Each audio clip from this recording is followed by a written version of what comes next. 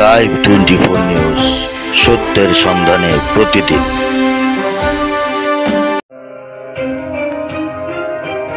বিএনপির ভারপ্রাপ্ত চেয়ারম্যান তারেক রহমান ঘোষিত রাষ্ট্র কাঠামোর ৩১ দফার ২৬তম দফা অনুকরণে নারায়ণগঞ্জ ১ রূপগঞ্জ আসনের মনোনয়ন প্রত্যাশী জেলা বিএনপির যুগ্ম আহ্বায়ক শরীফ আহমেদ টুটুলের উদ্যোগে বিনামূল্যে মেডিকেল ক্যাম্পেইন ও ঔষধ বিতরণ কর্মসূচি পালন করা হয়েছে।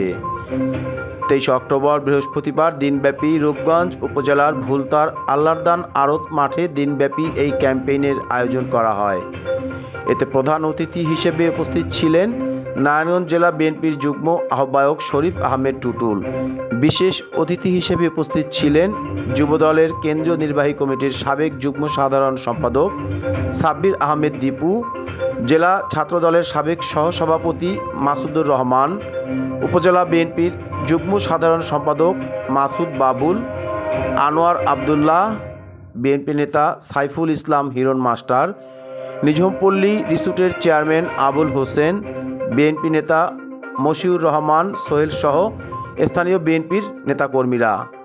এ সময় শরীফ আহমেদ টুটুল তার বক্তব্যে বলেন, ৩১ দফার ২৬তম দফা অনুকরণে আমরা রূপগঞ্জের দরিদ্র রোগীদের মাঝে বিশেষজ্ঞ চিকিৎসকের বিনামূল্যে পরামর্শ ও ঔষধ বিতরণ কর্মসূচি পালন করেছি। এভাবে জনগণের মাঝে ৩১ দফার সুফল এবং তা বাস্তবায়ন হলে জনগণের ও দেশের সমৃদ্ধি উন্নত রাষ্ট্রের দিকে ত্বরান্বিত হবে।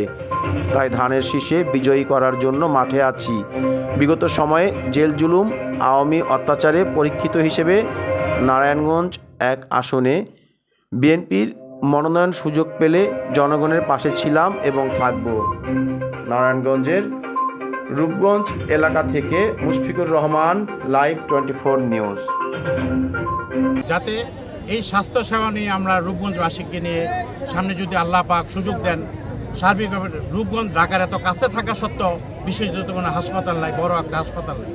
এখানে কিছু প্রাইভেট কিছু হসপিটাল আছে। এখানে বিশেষ একটা বড় আকারের মেডিকেল কলেজ যাতে প্রতিষ্ঠিত করা যায়, সেই লক্ষ্যে আমার রূপগঞ্জবাসীকে নিয়ে সামনে আমার কাজ করার ইচ্ছা আছে। আল্লাহ পাক যদি কবুল করেন, ইনশাল্লাহ আপনাদের সবার সহযোগিতা ও দোয়া চাই সামনে, যাতে সেই সুযোগ ভারপ্রাপ্ত চেয়ারম্যান সব তথা আমার দল আমাকে দেয়, সেই আশা আমি। ইতিপূর্বে অলরেডি আপনারা শুনেছেন যে আমাদের ছাত্রনেতা নারায়ণগঞ্জ জেলা ছাত্রদলের সাবেক সহসভাপতি মাসুদুর রহমান অলরেডি বলেছে যে আমাদের ভারপ্রাপ্ত চেয়ারম্যান তারেক রহমান সাহেবের ৩১ দফা কর্মসূচি, ২৬ নম্বর কর্মসূচি স্বাস্থ্যসেবা শিখে নিয়ে আমি সামনে পথ চলতে পারি, সেটাও আমি রূপগঞ্জবাসীকে সাথে নিয়ে যে কোনো স্বাস্থ্যসেবার থেকে নিয়ে অন্যান্য ৩১ দফার প্রতিটা দফা যাতে বাস্তবায়ন করতে পারি, সেই আশা ব্যক্ত করে আজকের মতো সবার সহযোগিতা এবং কামনা করে আজকের মতো আমার বক্তব্য সহকারে বসুন। আপনাদের কাছে বিনীত অনুরোধ, যারা প্রেসক্রিপশন ডাক্তার দেখাইতে পারছেন এই পর্যন্ত, আপনারা বসেন এবং ওষুধ নিয়ে যান এবং সবাই ডাক্তার দেখিয়ে যাবেন। ওনারা আপনাদের সারাদিন ব্যাপী দেখবে, অতএব অধৈর্য হওয়ার কিছু নেই। যতক্ষণ লাগে আপনাদের ততক্ষণই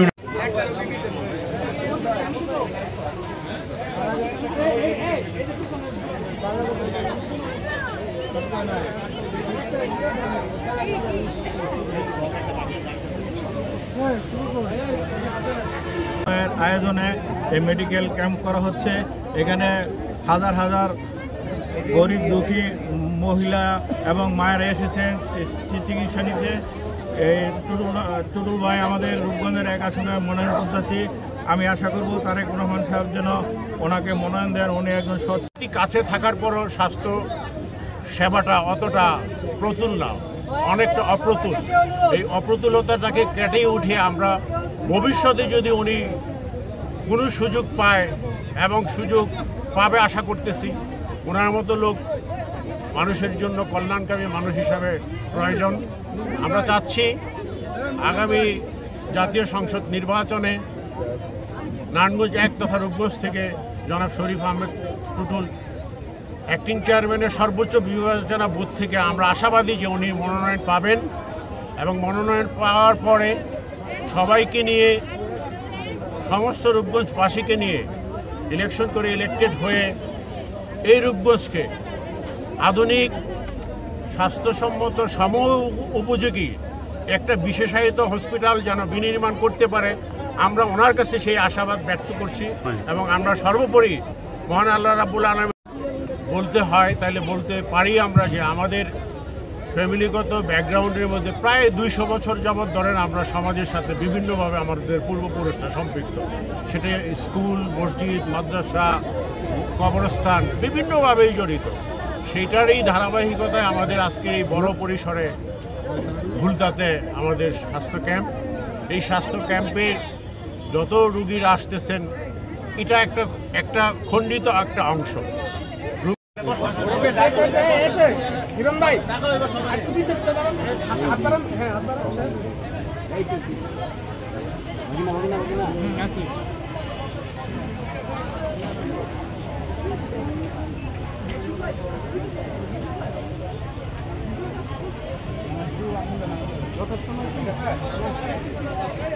পরের সিরিয়াল